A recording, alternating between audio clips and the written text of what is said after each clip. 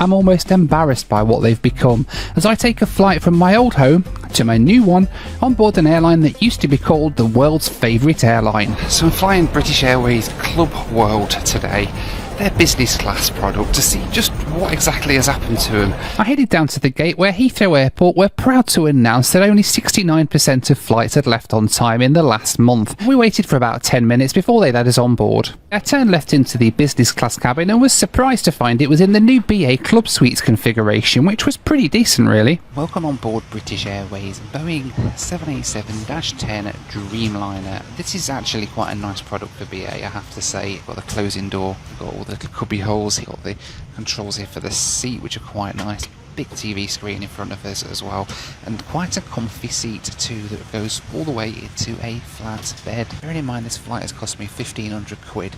They then charged me an extra £89 to choose a seat. It's just crazy really when they're already charging you a business class fare. But with a glass of champagne in hand and a 30-minute delay later, we pushed back from the gate to get on our way for the flight across the Atlantic to Houston, Texas. I'm glad it's only a 35-minute delay because BA do have a bit of a reputation in Texas, at least, for often cancelling flights, delaying them for hours or cancelling them completely. So one of the big issues really with BA at the minute is the changes they're making to their executive club. They've renamed it from the executive club to the BA club. The way it used to work is that you had something called tier points, which were quite easy to get if you flew a flight in Europe, for example. In Club Europe you'd get 20 tier points. If you flew from Europe to Asia you'd get like 40 or 60 or something like that.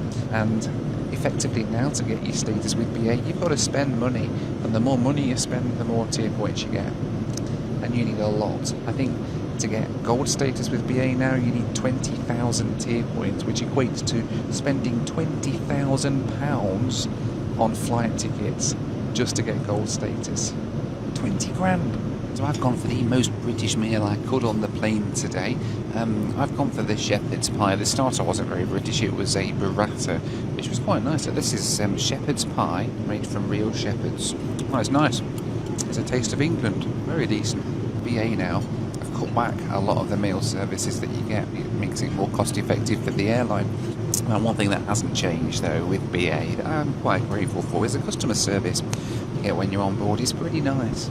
It's more than you can say for their customer support when you have to call them though. That is pretty shocking. They've outsourced a lot of it over to India, and you call now and you get put in a massive queue.